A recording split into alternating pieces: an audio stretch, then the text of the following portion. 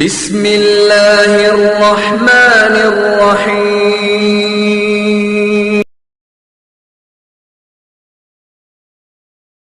السلام عليكم ورحمة الله وبركاته. نحمده ونصلي على رسوله الكريم. أما بعد فقد قال الله تعالى في القرآن الكريم والفرقان المجيد: أعوذ بالله من الشيطان الرجيم. بسم الله الرحمن الرحيم. إن الصلاة تنهى عن الفحشاء والمنكر. صدق الله العظيم. قال نبينا صلى الله عليه وسلم: أول ما يسأل به العبد من عمله يوم القيامة الصلاة، أو كما قال عليه الصلاة والسلام. கண்ணியத்திற்கும் பெருமதிப்பிற்குரிய அல்லாஹ்வின் நல்லடியார்களே, அருமை பெருமானார் ஸல்லல்லாஹு அலைஹி வஸல்லம் அவர்களின் பாக்கியம் நிறைந்த உம்மத்துமார்களே, அல்லாஹ் சுப்ஹானஹு வ தஆலா அவரது அன்பையும் அருளையும் பெற்ற நல்லடியார்களை அந்தஸ்திலே நம்மையும் சேர்த்து நல்லருள் புரிவானாக. ஆமீன்.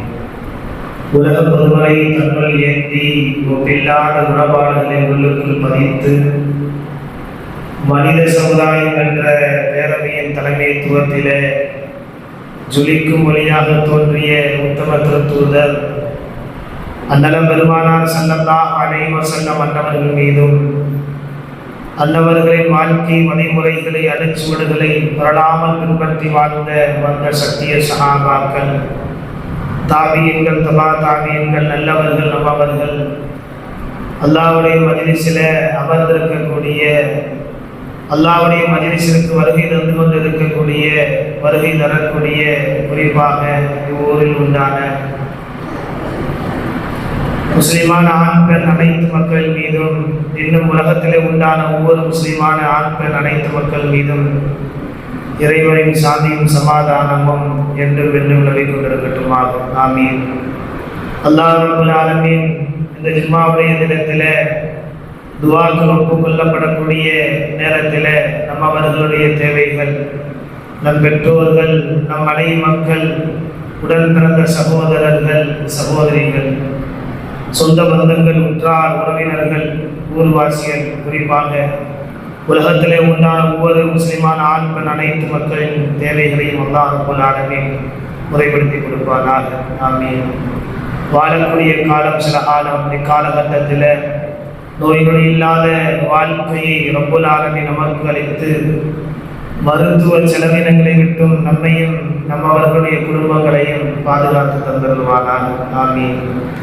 இறுதியாக ரப்பனா ஆத்தினா ஃபித் துன்யா ஹஸனா, யா அல்லாஹ் இந்த உலகத்தினுடைய அனைத்து நற்பாக்கியங்களையும் எங்களுக்கு கொடுத்து, வஃபில் ஆகிரத்தி ஹஸனா, இன்னும் மறுமையினுடைய அனைத்து நற்பாக்கியங்களையும் எங்களுக்கு கொடுத்து, வக்கீனா அதாபன் நார், நரக நெருப்பை விட்டு எங்களை பாதுகாத்து தந்தருள்வாயாக.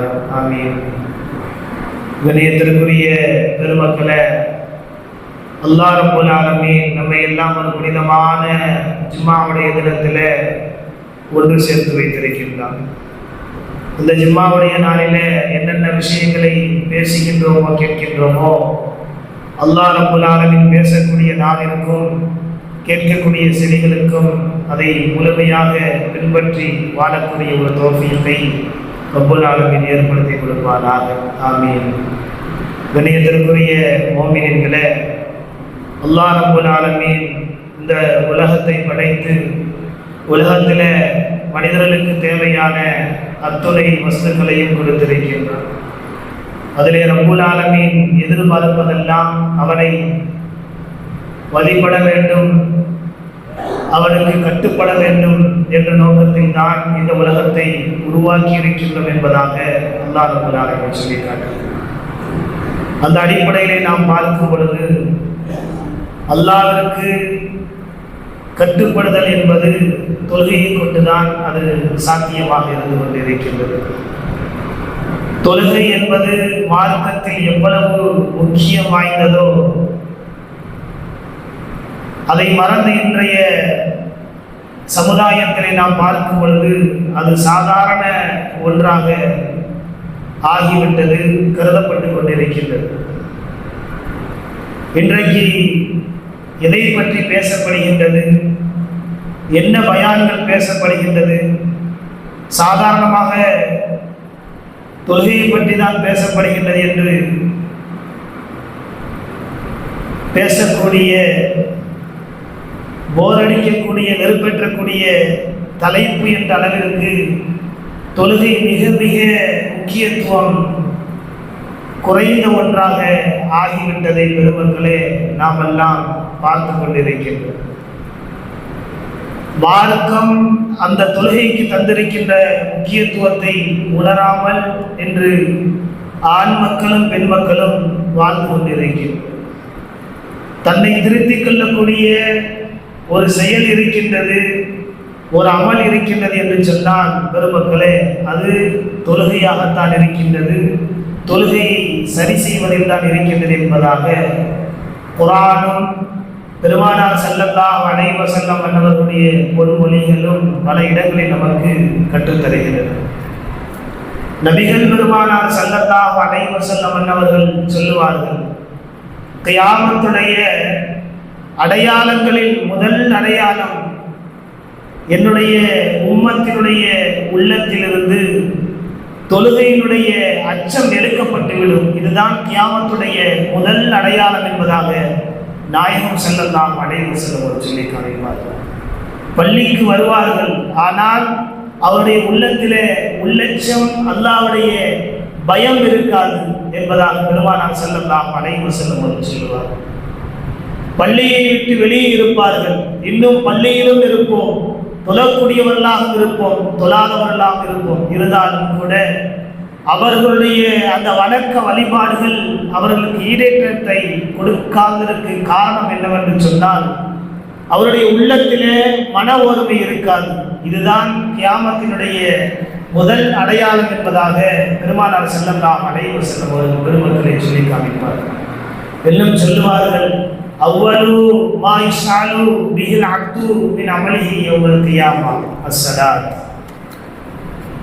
நாயகம் ஸல்லல்லாஹு அலைஹி வஸல்லம் அவர்கள் சொல்லுவார்கள், நம்முடைய செயல்களில் கியாமத் நாளில் மனிதரிடத்திலே முதலாக விசாரிக்கப்படக்கூடிய கேள்வி என்னவென்று சொன்னால் இந்த தொழுகை தான் என்பதாக நாயகம் ஸல்லல்லாஹு அலைஹி வஸல்லம் அவர்கள் சொல்லி காண்பிப்பார்கள். பெருமக்களே, திருக்குர்ஆனில் நாம் பார்த்தோம் என்று சொன்னால் எல்லா நபிமார்களுடைய வாழ்க்கையையும் அல்லாஹ் ரப்புல் ஆலமீன் சொல்லி காட்டுகின்றார்.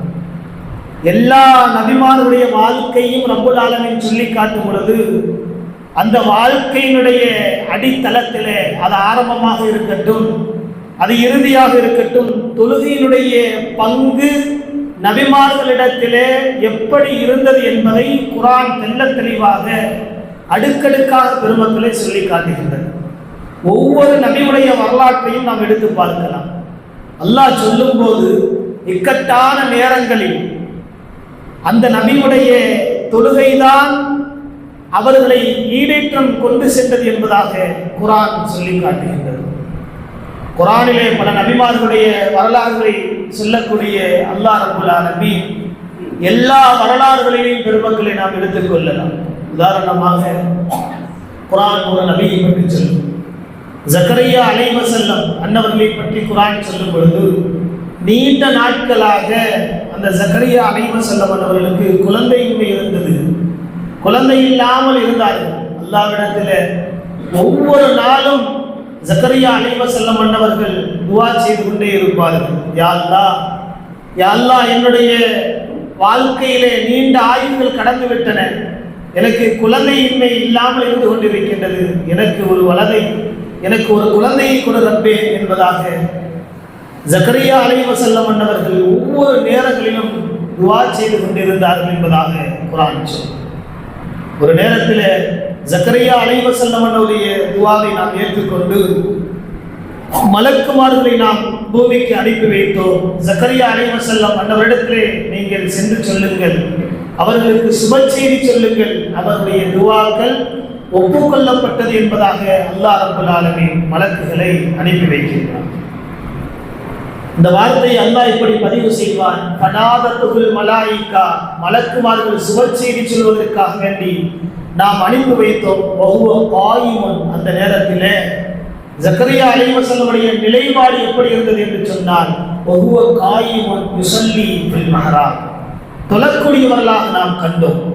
தொழுது கொண்டு இருக்கும் பொழுதுதான் மலக்குமார்கள் அவர்களை சுபச்செய்தி சொல்வதற்காக கண்டார்கள் என்பதாக குர்ஆன் தெளிவாக சொல்லி காட்டுகின்றது. எல்லா விடயங்களிலும் சரி, எல்லா சோதனைகளும் சரி, நபிமார்களுடைய வாழ்க்கை என்பது தொழுகையை கொண்டுதான் ஆரம்பமும் முடிவும் இருந்தது என்பதாக அல்லாஹ் ரப்பல் ஆலமீன் சொல்லி காட்டுகிறார். இப்ராஹிம் அலைஹிஸ்ஸலாம் நம்ம அவர்களுடைய பாப்பா என்று சொல்லக்கூடிய, தந்தை என்று சொல்லக்கூடிய இப்ராஹிம் அலைஹிஸ்ஸலாம் அன்னவர்களை பார்த்து குர்ஆன் சொல்லும், பல இடங்களில் சுட்டி காட்டுவார். அவர்கள் செய்த பிரார்த்தனையை அல்லாஹ் இப்படி சொல்லுவார், ரப்பி ஜஅல்னி முகீமஸ் ஸலாத்தி வ மின் துர்ரிய்யத்தி ரப்பனா வ தகப்பல் துஆ. என் இறைவனே, என்னை தொழுகையை நிலைநிறுத்துவதாக ஆக்கிவிடு, இன்னும் என்னுடைய சந்ததியர்களையும் தொழுகையை கடைபிடிக்கக்கூடியவர்களாக ஆக்கிவிடு. ரப்பனா வ தகப்பல் துஆ, இறைவா என்னுடைய துஆவை ஏற்றுக்கொள் என்பதாக இப்ராஹிம் அலைஹிஸ்ஸலாம் அன்னவர்கள் இந்த உம்மத்திற்கு, இந்த சமுதாயத்திற்கு தனக்கும் துஆ செய்யும் பொழுதெல்லாம் முதலாக கேட்ட விஷயம் என்னவென்று சொன்னால் தொழுகை என்பதாக அல்லாஹ் ரப்பல் ஆலமீன் பரிசுத்த வேதத்திலே பெருமக்களை பதிவு செய்கின்றார். எல்லா சந்தர்ப்பங்களிலும் எந்தெந்த இக்கட்டான நேரத்திலும் நபிமார்கள் உதவி தேடிய ஆயுதம் என்னவென்று சொன்னால் பெருமக்களே இந்த தொழுகையை கொண்டுதான் என்பதாக குர்ஆன் சொல்லி காட்டுகிறது. இப்ராஹிம் அலைஹிஸ்ஸலாம் அவருடைய பல வரலாறுகளை அல்லாஹ் ரப்பல் ஆலமீன் சொல்லி காட்டுகிறார்.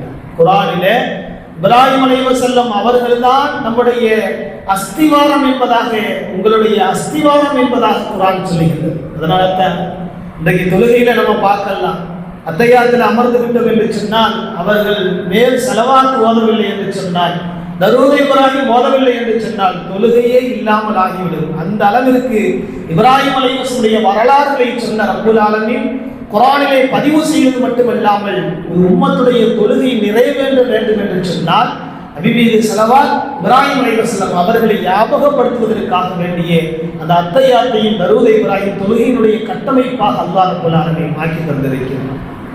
இப்ராஹிம் அலைஹிஸ்ஸலாமுடைய வரலாறுகளை சொல்லும் பொழுது ஹதீஸிலே நாம் ஒரு வரலாறுகளை பார்க்கலாம். இப்ராஹிம் அலைஹிஸ்ஸலாம் அவர்கள் ஒரு காலகட்டத்தில் ஒரு நாட்டிற்கு வருகை தருகின்றார்கள்.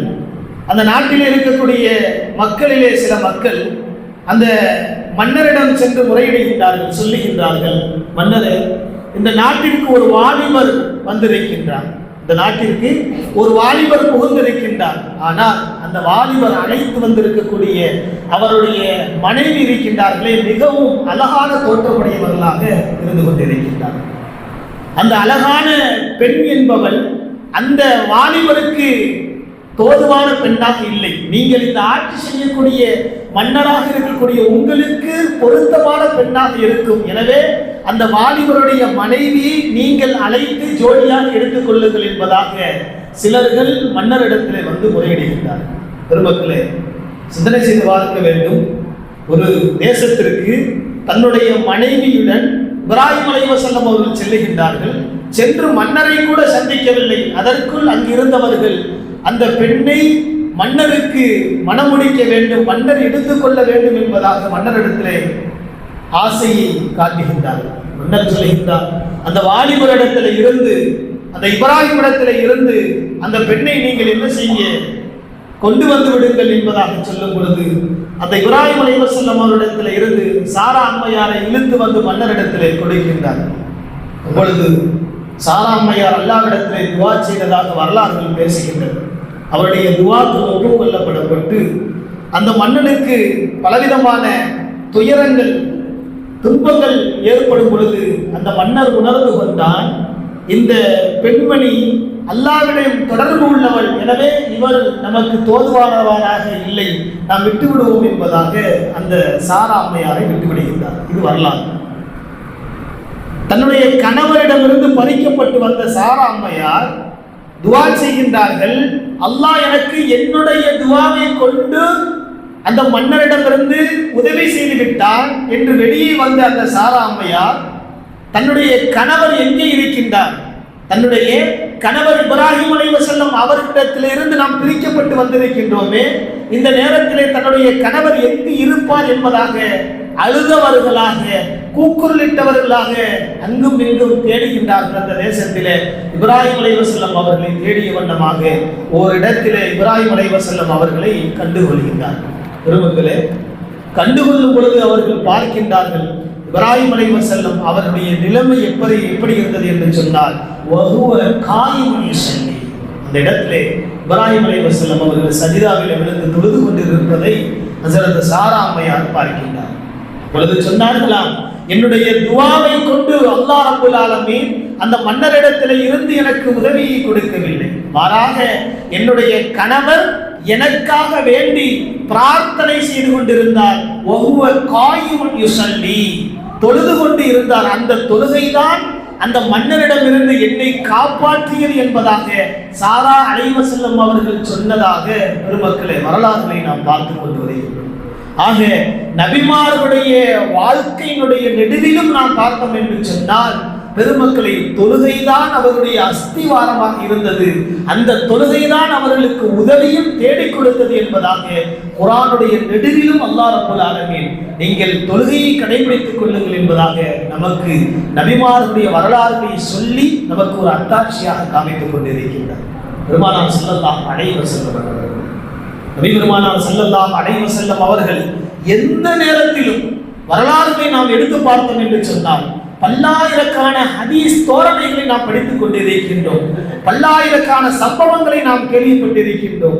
ஏதாவது ஒரு நேரத்திலே அருமை பெருமானார் ஸல்லல்லாஹு அலைஹி வஸல்லம் அவர்கள் தொழுகையை விட்டதாக வரலாறுகளை நாம் பார்த்தோமா என்று சொன்னால் பெருமக்களே, பெருமானார் ஸல்லல்லாஹு அலைஹி வஸல்லம் அவர்கள் சென்ற வாரம் சொன்னதை போன்று தன்னுடைய சக்ராத்துடைய நேரத்தில் கூட இந்த சமுதாயத்திற்கு அவர்கள் செய்த வசியத் அஸ்ஸலாத், தொழுகைதான் உங்களுக்கு ஈடேற்றம் கொடுக்கும் என்பதாக பெருமானார் ஸல்லல்லாஹு அலைஹி வஸல்லம் அன்னவர்கள் சொன்ன வரலாறுகளை தான் பெருமக்களை நாம் பார்த்துக் கொண்டிருக்கின்றோம்.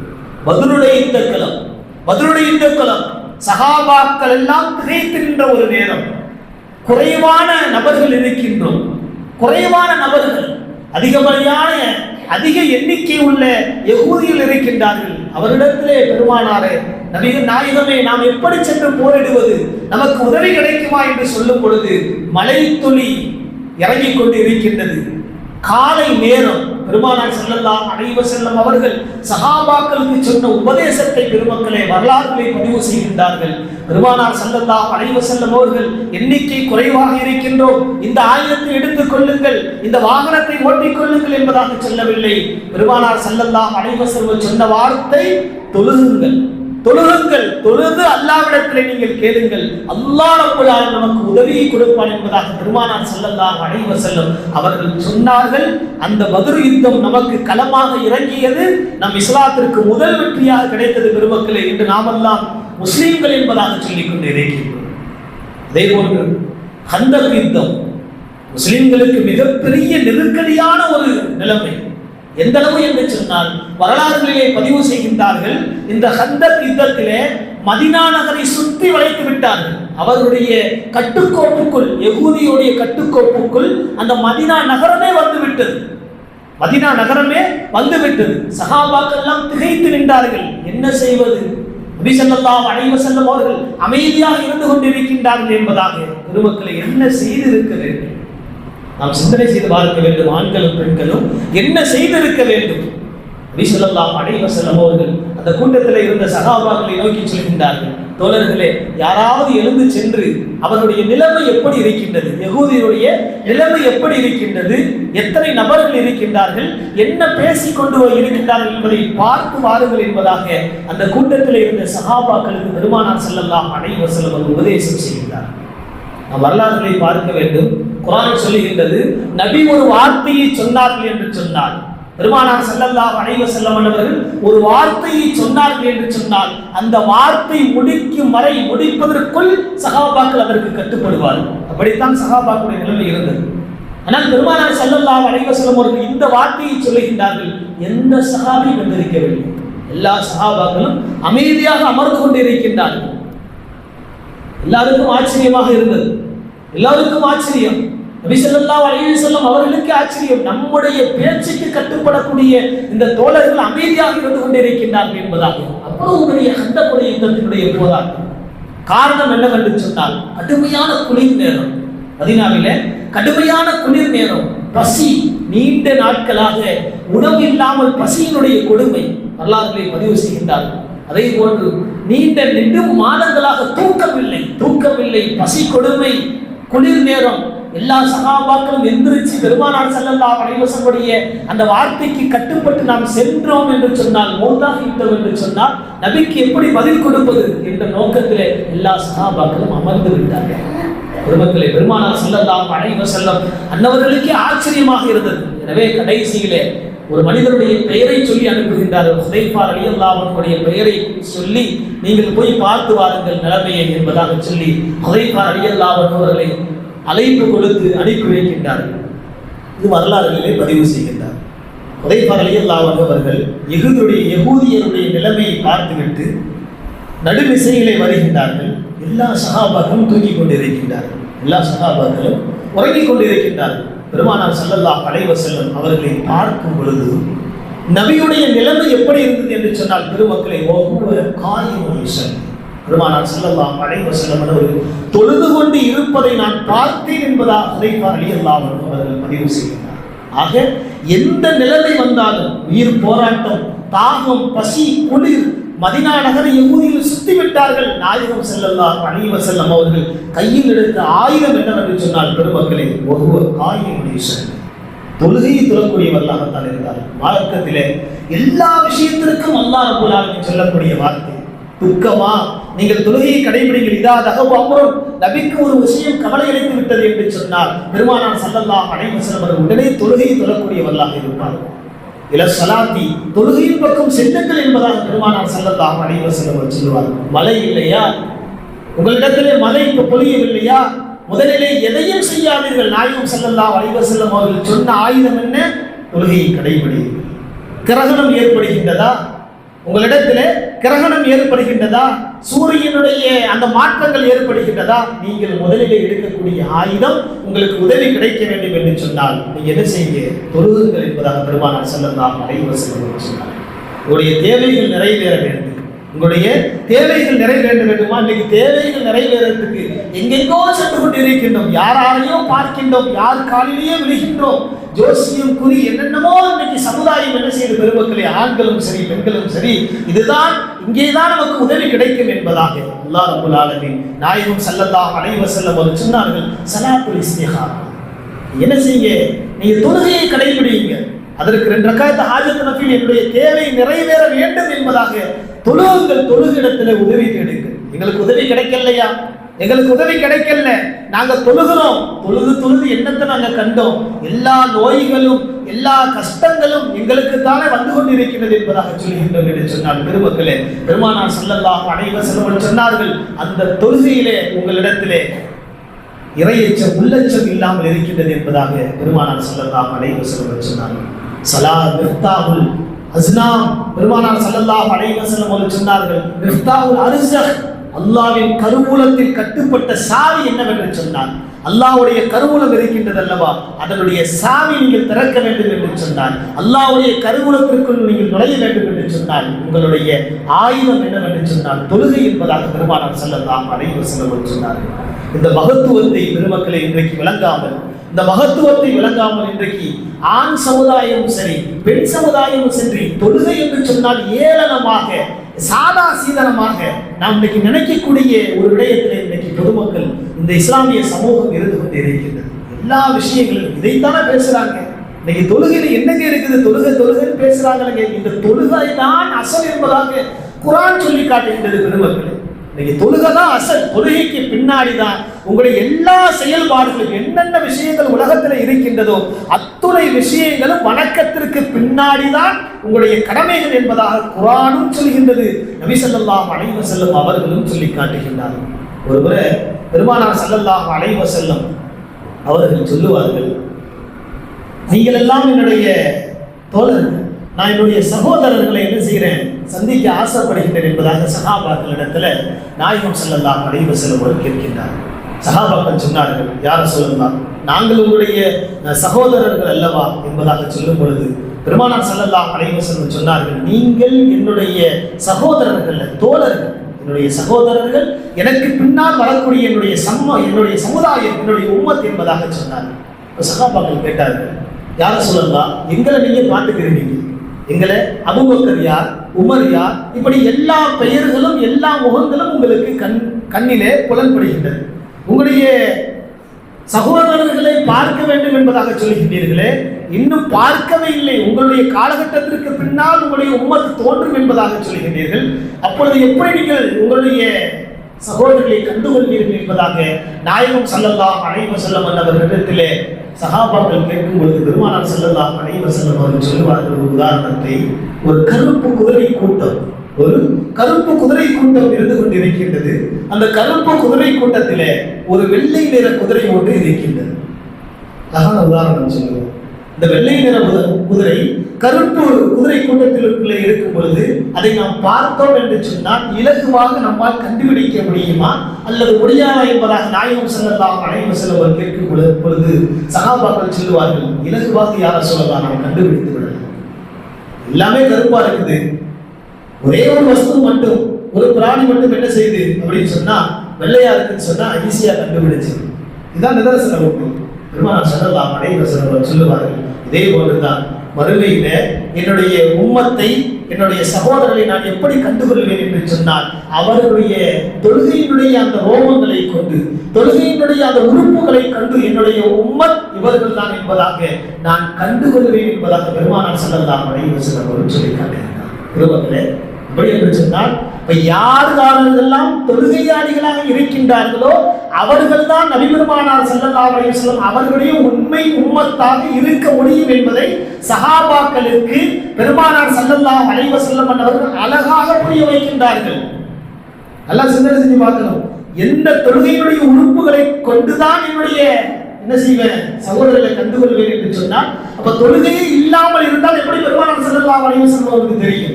இந்த ஹதீஸ் எதை உணர்த்துகின்றது என்று சொன்னால், யார் தொழுகையாளியாக இருக்கின்றார்களோ, தொழக்கூடியவர்களாக இருக்கின்றார்களோ அவர்களை மட்டும்தான் பெருமானார் ஸல்லல்லாஹு அலைஹி வஸல்லம் அன்னவர்களால் அவருடைய உம்மத் என்பதாக கண்டுகொள்ள முடியும் என்பதை பெருமானார் ஸல்லல்லாஹு அலைஹி வஸல்லம் அவர்கள் தெளிவாக பெருமக்களே நமக்கு சொல்லி காட்டுகின்றார்கள். நாயகம் ஸல்லல்லாஹு அலைஹி வஸல்லம் அவர்கள் சொல்லுவார்கள், கஅப் இப்னு ரபியா ரலியல்லாஹு அன்ஹு அவர்கள் அடிக்கடி பெருமானார் ஸல்லல்லாஹு அலைஹி வஸல்லம்களுக்கு கிதுமத் செய்யக்கூடியவங்களாக இருப்பாங்க. உதவு செஞ்சாங்க அப்படின்னு சொன்னா தண்ணியை ஊற்றி கொடுப்பாங்க. பெருமானார் ஸல்லல்லாஹு அலைஹி வஸல்லம் கிட்ட ரபியா ரலியல்லாஹு அன்ஹு கேட்பாங்களாம், யார சொல்லலாம், உங்களுக்கு உறுதுணையாக நான் உங்க பின்னாடியே வர்றேன், உங்களுக்கு கிதுமத் செய்கிறேன், உங்களுக்கு பணிவிடை செய்கிறேன், நீங்க என்னென்னலாம் செய்ய சொல்றீங்களோ அதெல்லாம் செய்கின்றேன் யார சொல்லலாம். இந்த நட்பு, இந்த பாசம் நாளை மறுமையிலும் உங்களிடம் இருக்க வேண்டும், இதற்கு ஏதாவது ஒரு வழி செய்ய சொல்லுங்க யார சொல்லலாம் என்பதாக கஅப் இப்னு ரபியா ரலியல்லாஹு அன்ஹு அவர்கள் பெருமானார் ஸல்லல்லாஹு அலைஹி வஸல்லம் அவரிடத்திலே கேட்கும் பொழுது பெருமானார் ஸல்லல்லாஹு அலைஹி வஸல்லம் அவர்கள் சொல்லுவார்களாம், என்னுடன் மறுமையில் இருக்க வேண்டும் என்று சொன்னால், இந்த நட்பு, இந்த பாசம் இருக்க வேண்டும் என்று சொன்னால் அலைக்க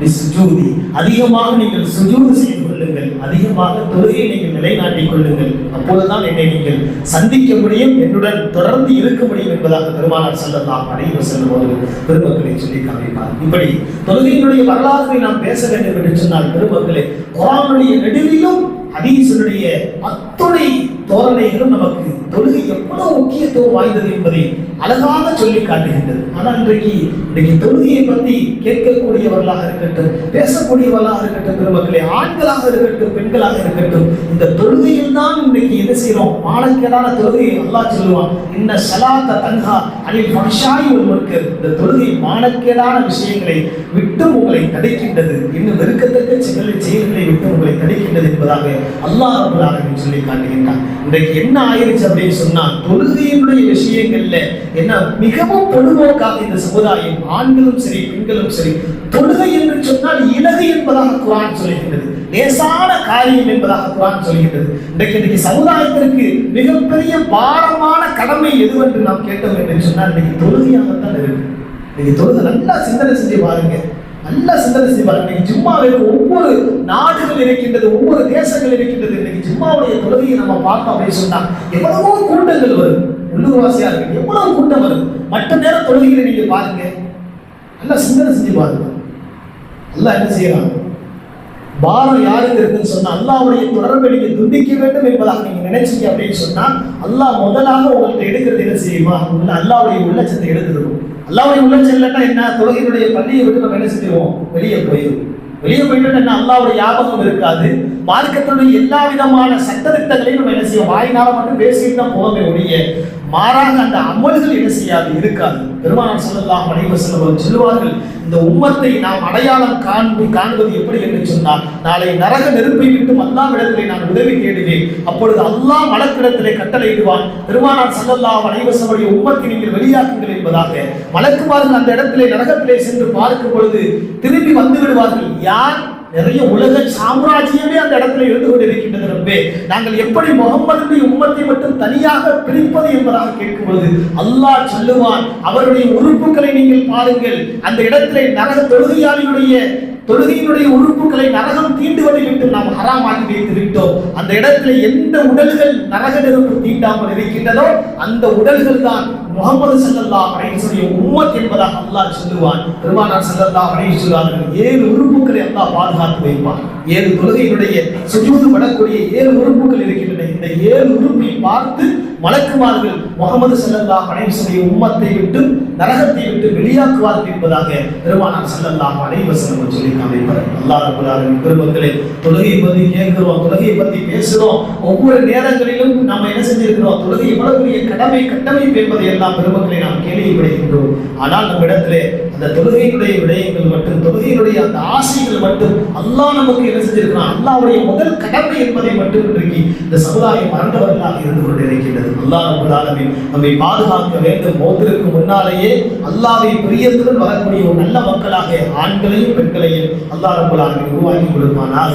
ஆமீன். வ ஆகிரு தஅவானா அல்ஹம்துலில்லாஹி ரப்பில் ஆலமீன். அஸ்ஸலாமு அலைக்கும் வ ரஹ்மத்துல்லாஹி வ பரகாத்துஹு.